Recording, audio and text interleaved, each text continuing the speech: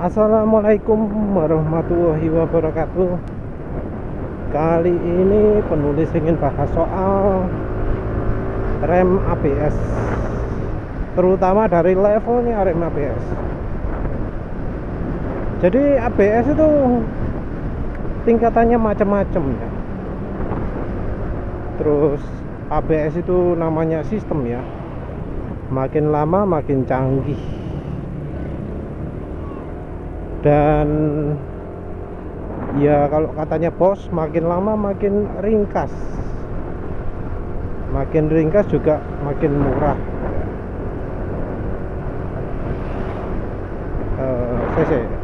Bukan murahnya ya yang jadi fokus, tapi ringkasnya. Jadi kalau kita lihat websitenya bos itu, ABS itu sekarang sudah sudah bertingkat gitu.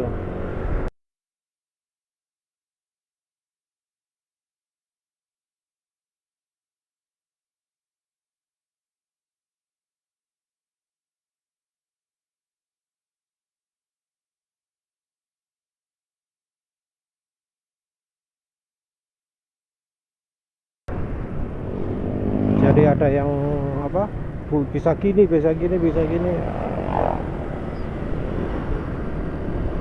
Levelnya pun beda-beda. Dan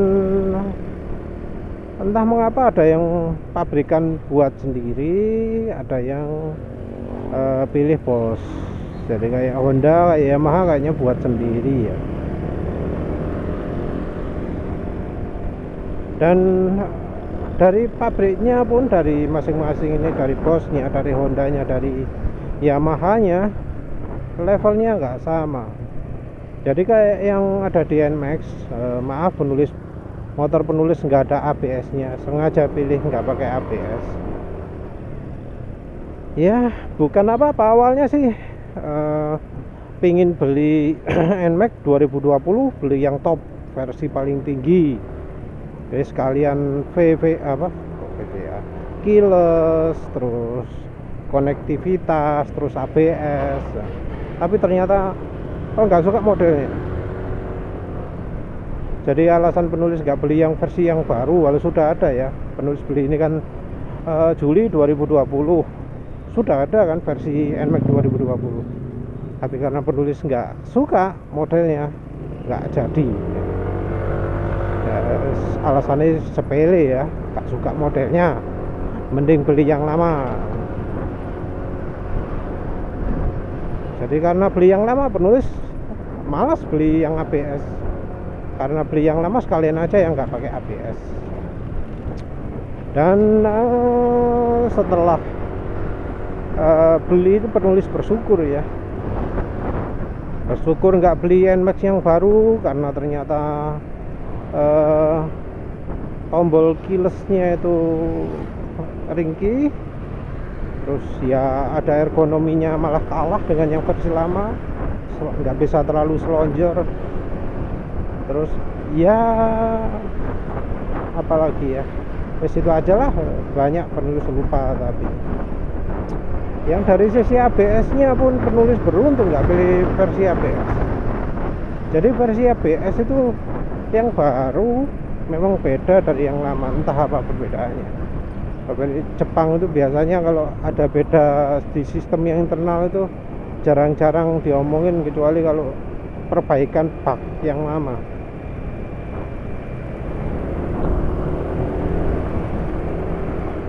Nah, yang penulis seneng itu karena ABS itu ternyata kalau di NMAX sering bermasalah. Masalahnya terutama dari unit ABS-nya, sering gosong, kobong.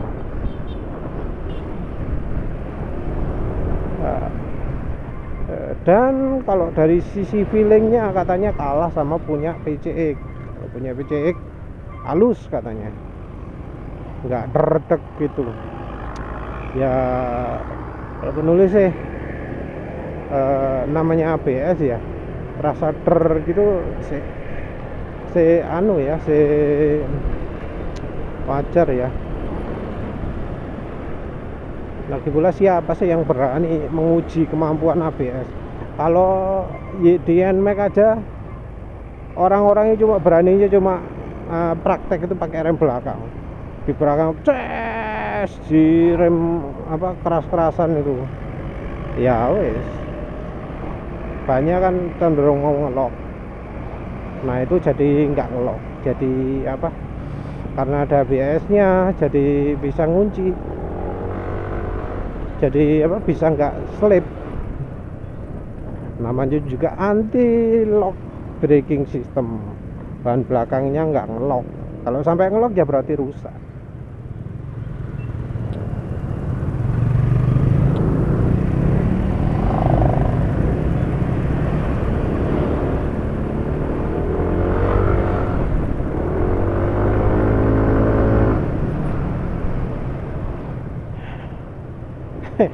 Sampai lupa mau cerita apa tadi. Cerita apa lagi? Lupa.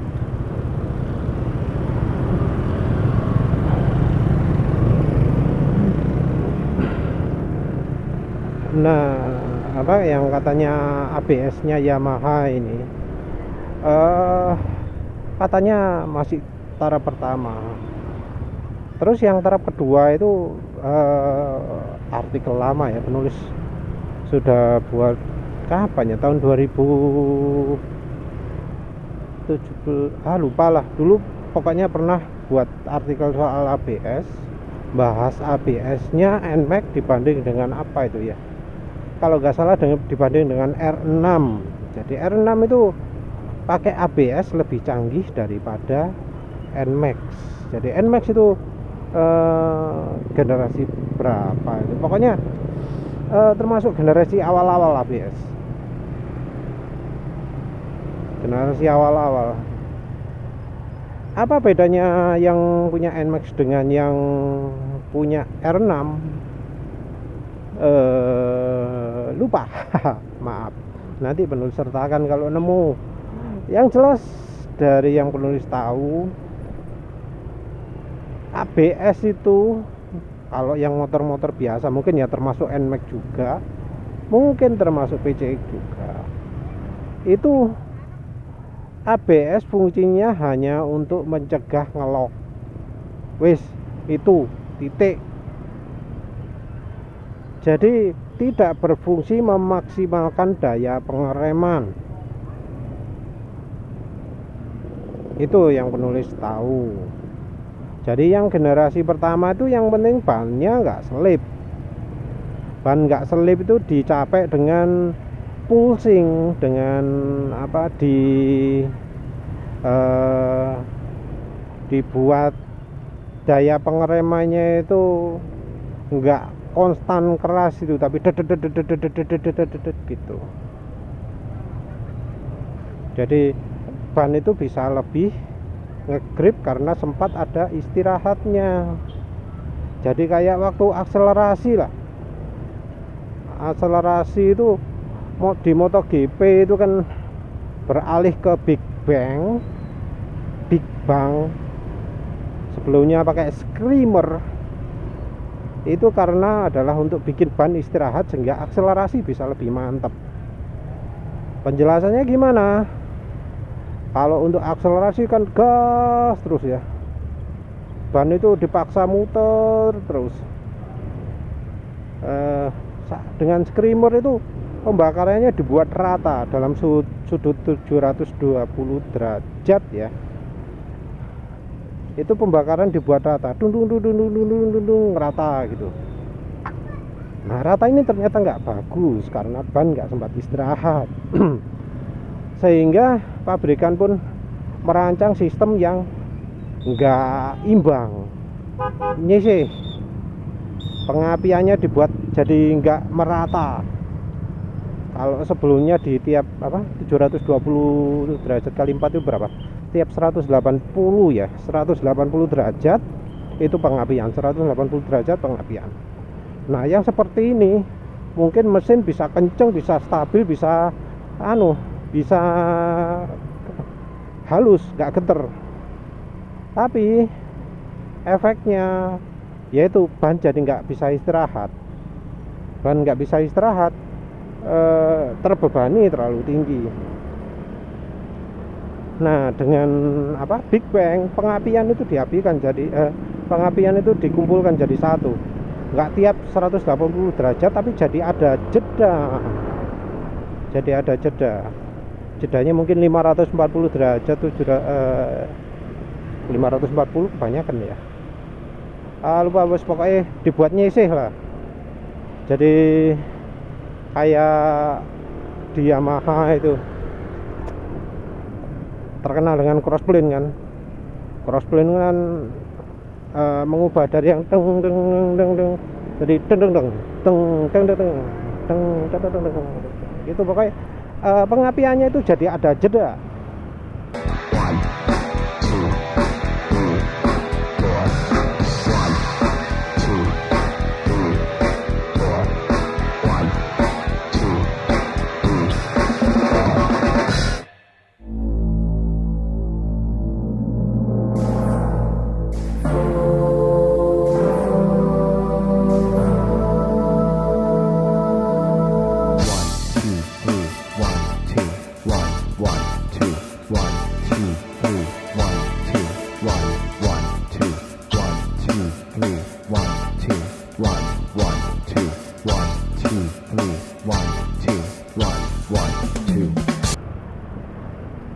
Ban jadi ada istirahatnya, gripnya lebih tinggi, tapi ya gitu kelemahannya, mesin jadi nggak halus. Nah, di pengereman mirip seperti itu. Kalau ditekan depan ngerem terus kan nahan gitu terus ya, itu ban nggak ada istirahatnya. Kalau terlalu besar ya ngelos. Jadi dibuat ada istirahat. Tapi tentu ya tekanannya harus diatur juga. Kalau sudah terlalu banyak ya pasti akan nggak pakem juga. Jadi salah ya, banyak orang Indonesia yang salah ya, dipikir kalau pakai ABS itu ngeremnya paling pakem. Enggak. Itu kita bicara soal yang generasi pertama loh ya, bukan generasi yang berikutnya. Jangan bicara motor yang 1000 cc, 600 cc sport gitu, bukan lah ya. Tapi motor istilahnya daily commuting lah, motor harian, motor perkotaan, city, motorcycle gitu. Urban, nah ya kalau istilahnya itu urban transport, untuk kerja harian, nah, bukan untuk balapan. Nah itu remnya itu yang penting nggak selip, wes itu titik.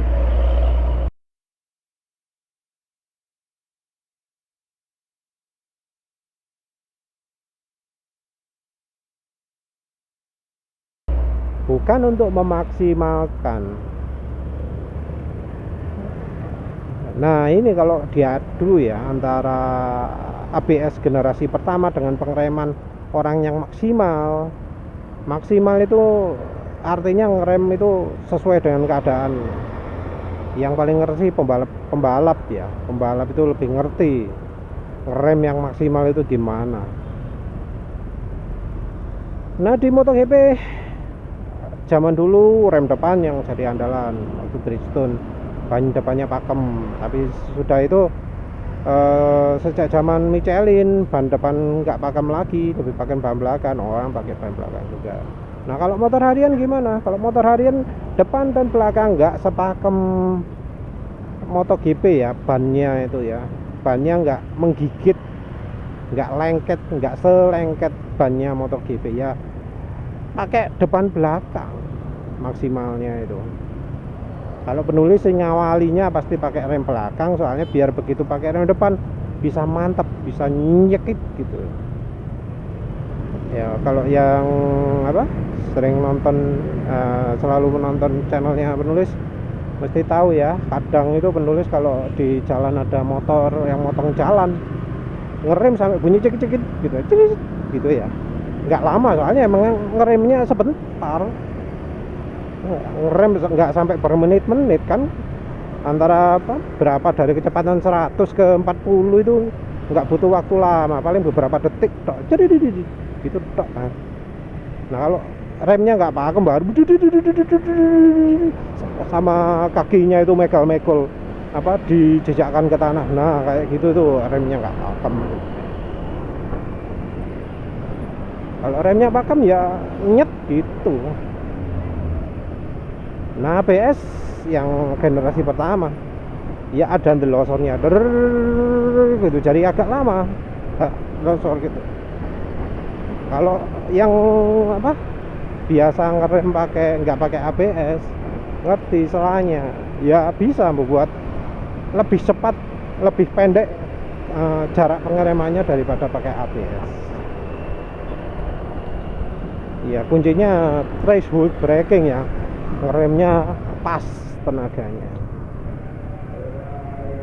Nah untuk yang level berikutnya itu sudah memperhitungkan kekuatan pengereman juga. Ini yang di motor sport biasanya ABS yang nggak cuma sekedar anti selip, anti ban kunci, tapi juga bikin pengereman maksimal.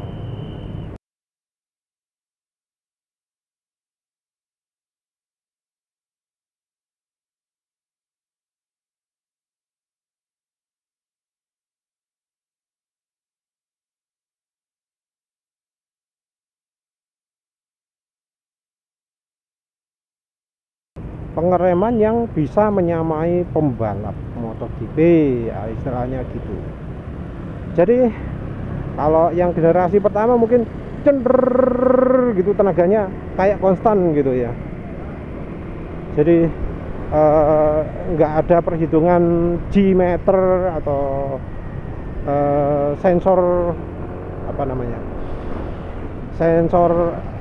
kalau sensor akselerasi ya mungkin yang generasi pertama nggak pakai sensor akselerasi, tapi sensor kecepatan aja ya, membedakan kecepatan. Nah untuk yang generasi kedua ini juga membandingkan percepatannya juga mungkin, kalau nggak salah gitu. Yang jelas di generasi kedua ini ngerem jadi maksimal. Jadi kan kalau di pengereman itu tenaga pengereman itu tergantung pada beban juga. Jadi motor saat ngerem itu distribusi bebannya itu selalu berubah. Motor inilah NMAX lah, kita pakai NMAX, buri dia kan gede, mantep kan. Ban tabungan pengaruh juga enggak? Ya wis pengaruh, anggap aja pengaruh. Ini kan bebannya lebih banyak yang di belakang. Anggap aja kalau NMAX ini wis 60-40 lah, 40% depan, 60% belakang. Dalam kondisi sebelum ngerem, beban di ban depan itu cuma 40%. Begitu rem belakang ditekan, beban di ban depan jadi naik, jadi 50%. Begitu ditekan rem depan, rem lagi kan, tekanan naik lagi jadi 60. Sudah ngerem maksimal, tekanan jadi nambah lagi, tekanan rem juga bisa ditambah lagi, jadi dan itu makin lama makin bertambah. Ini terjadi dalam beberapa detik ya, kalau misalnya ngeremnya genah ya, nggak kayak orang yang sok ngerem pakai rem depan kok sok canggih ya, sok ala MotoGP, padahal MotoGP sekarang pakai rem belakang. Marc Marquez itu contohnya ya, diomongi Takaaki Nakagami, sekarang ngeremnya belakang justru. Kalau pingin banter naik Honda, Repsol Honda sekarang rem belakang kuncinya. Ya wis yang sok gaya-gaya pakai rem depan tok itu nggak usah kita bahas ya. orang yang ngawur diajari sama sekolah safety riding yang ngawur, ya wis pokoknya kita abaikan aja. Yang jelas tenaga itu makin lama makin kuat pengereman. Jadi ABS-nya itu juga neken rem makin lama makin kuat juga. Makin lama makin kuat, makin lama makin kuat.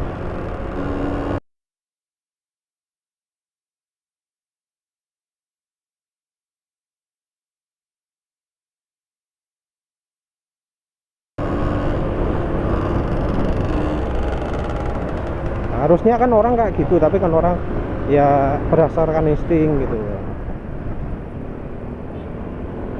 Jadi kadang ada yang neken tenaganya ya dari awal sampai akhir segitu itu wes kayak gini lah gitu wes, sambil melulu gitu. Tenaganya nggak ditambah-tambah, yang depan salah ya itu ya. Ngerem itu harusnya makin lama makin kuat, makin lama makin kuat. Dan nama tekniknya adalah squeeze. Squeeze itu artinya ditekan makin lama makin kuat gitu. Terus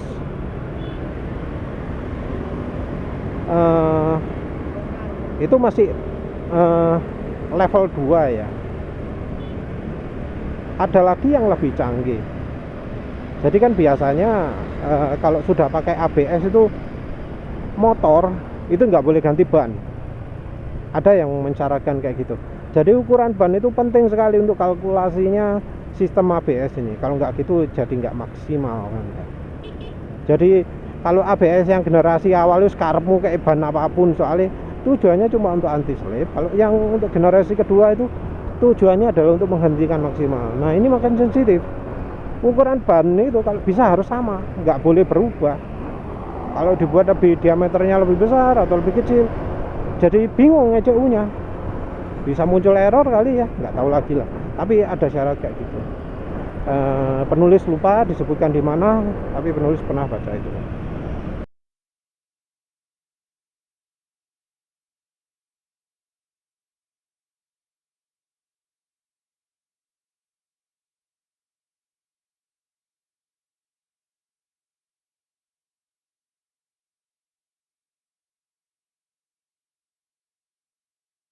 Nah ada lagi yang lebih canggih.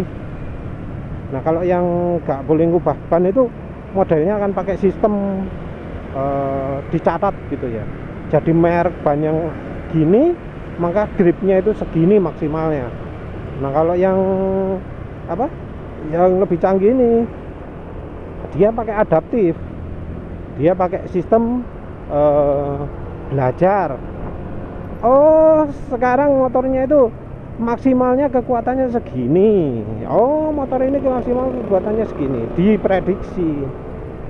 Jadi kan namanya jalan itu beda-beda, jalannya aspal, jalannya apa, beton, jalannya tanah gitu kan beda-beda. Nah kalau yang tugasnya hanya untuk mencegah selip itu gampang. Tapi kalau tugasnya untuk maksimal, dia harus bisa memperkirakan grip jalan. Nah di sistem yang otomatis ini, sistem yang apa bisa kalkulasi ini, dia bisa mengkalkulasi sendiri berapa gripnya. Jadi oh segini kok bablas, ya wes kurang dikit, nanti disesuaikan, berarti kira-kira berikutnya segini. Oh kok sama sekali nggak ngelok, padahal kalau tenaganya segini biasanya ngelok. Oh dia ditambah sedikit kekuatan pengeremannya. Nah, kalau yang sudah gini ini canggih banget ya, butuh kemampuan ECU yang lebih tinggi.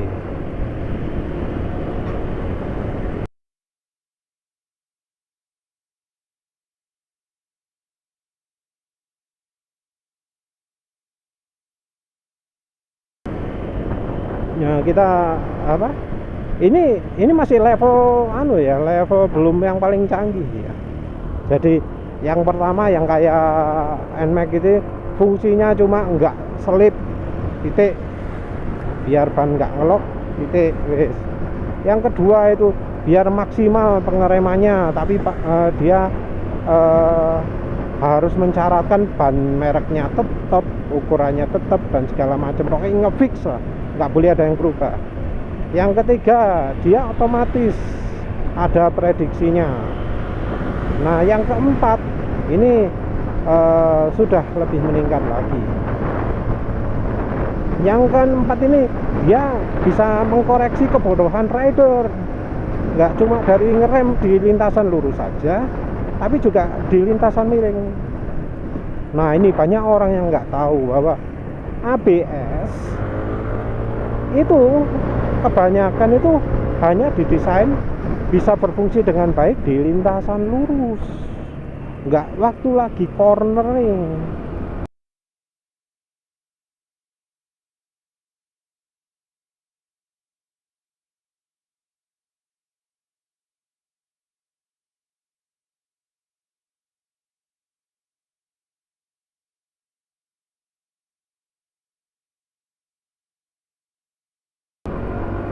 Banyak orang yang nggak tahu gini. Penulis pernah bahas beberapa kali ya, kalau nemu referensinya penulis sertakan lah. Itu ada referensi dari punyanya GSX 250, ada referensi dari CBR 250RR. Jadi di warning bahwa ABS di motor CBR ya, itu hanya didesain di jalan lurus dan belum tentu berfungsi dengan baik di jalan miring. Nah, kita juga bisa tahu juga levelnya ABS-nya ini dari kata-kata berikutnya. Jadi selain lintasan lurus, biasanya ada warning juga. Ini ABS yang ini bisa berfungsi, bisa tidak berfungsi dengan baik di jalan yang ada batunya, ada kerikilnya atau berpasir. Nah, ini ada level lain lagi. Jadi ya namanya ABS teknologinya beda-beda ya, makin lama makin canggih. Tapi ya yang di CBR 250RR ini mungkin termasuk yang bukan maksimal ya, bukan pengereman bisa maksimal, mungkin kurang tinggi. Kita mungkin bisa temukan teknologi ini mungkin cuma di CBR 1000 ya, mungkin loh ya, bisa jadi malah nggak ada atau barusan aja muncul di CBR 1000 RR mini RR mini RR itu yang terakhir itu loh, yang RR nya banyak, berapa itu 10 ya R nya, lupa wis menulis, pokoknya banyak, lupa wis. Nah kelemahan CBR ini diperbaiki di rem ABS yang bisa di tikungan. Kayaknya rem yang bisa di tikungan itu sekarang cuma ada dua.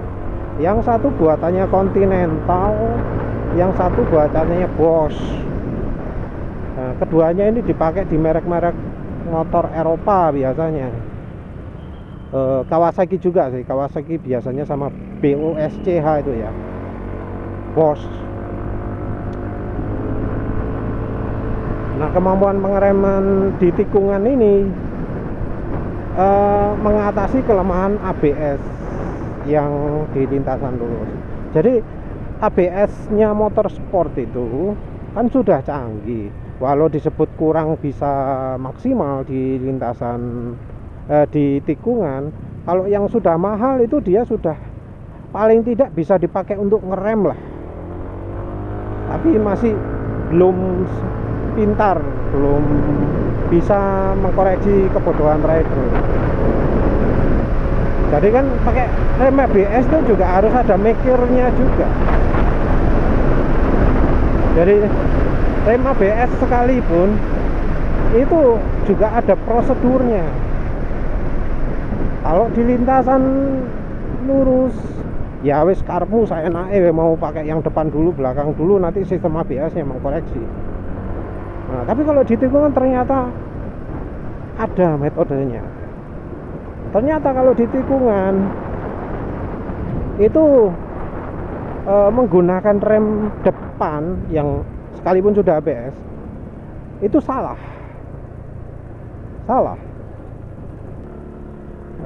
Salahnya gimana? Nah, kalau rem ABS yang belum sampai bisa untuk tikungan juga. Ditekan rem depan maka motor jadi tegak. Jadi begitu menikung ya di motor yang pakai ABS-nya, itu motor akan jadi tegak sendiri dan keluar jalur. Ini ada contohnya ya, Vespa kalau nggak salah ya. Vespa itu kan sudah ada ABS-nya juga kayaknya. Jadi begitu direm, ini motor Vespa keluar jalur, terus akhirnya ketabrak mobil dari arah berlawanan. Ya itu efeknya kalau pakai ABS di tikungan. Mungkin ABS-nya bisa mencegah selip, tapi bikin motor keluar jalur.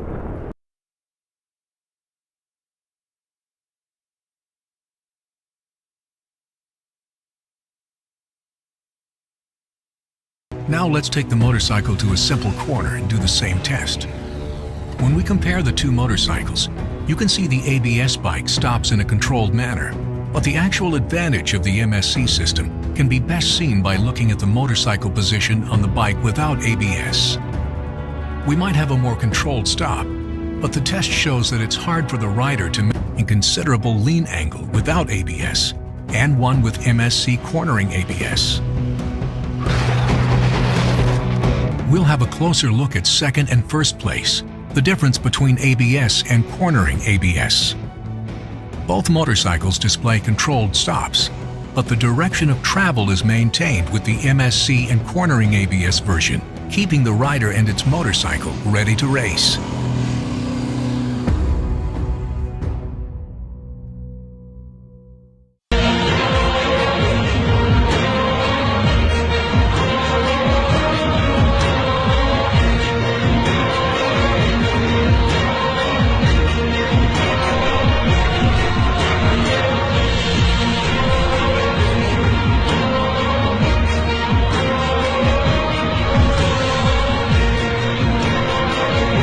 Itu karena ya ridernya nggak ngerti cara ngerem yang bener ya maklum lah, nuruti ajaran yang ngawur ya. Sekolah safety riding ajarnya ngawur ya, kayak gitu efeknya. Disuruh ngerem depan dulu kan kalau kecepatannya tinggi. Nah, di ABS yang bisa menikung itu kesalahan ini dihilangkan. Jadi begitu tahu ridernya bodoh, di tikungan neken rem depan sama ABS-nya ini dikoreksi.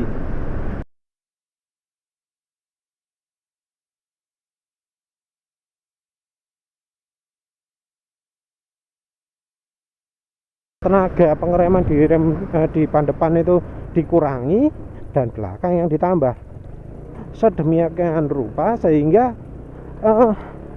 motor itu miringnya tetap, menikungnya sudutnya tetap, nggak makin lebar, nggak makin sempit.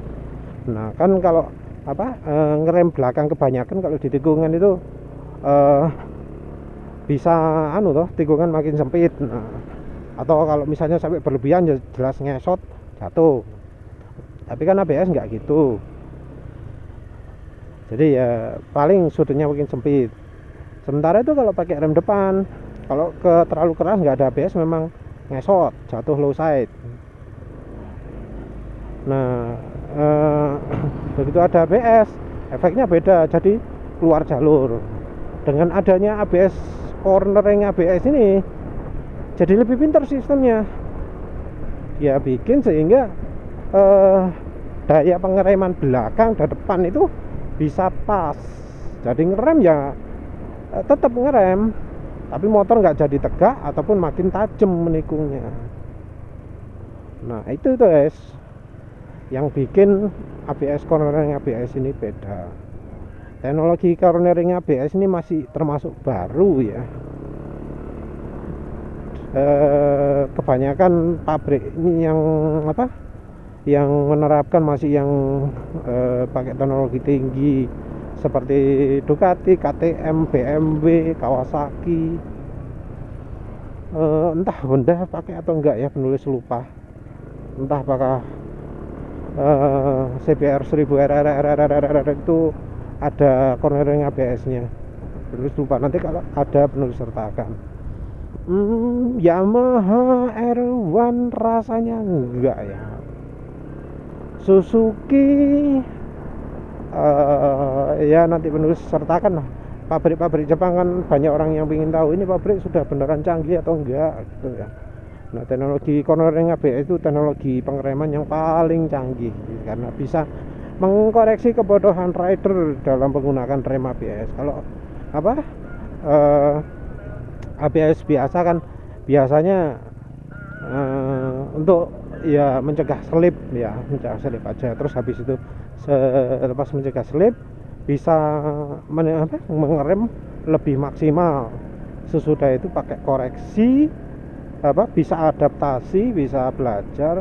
Sesudah itu bisa ngerem lebih pakem di tikungan sekalipun ngerem tanpa membuat motor makin tegak atau makin keluar lintasan saat di tikungan. Ya wis lah, itu aja. Maaf kalau penjelasannya belepotan juga, hari ini agak kurang sreg. Ya sudah, begitu saja. Terima kasih sudah menonton. Assalamualaikum warahmatullahi wabarakatuh.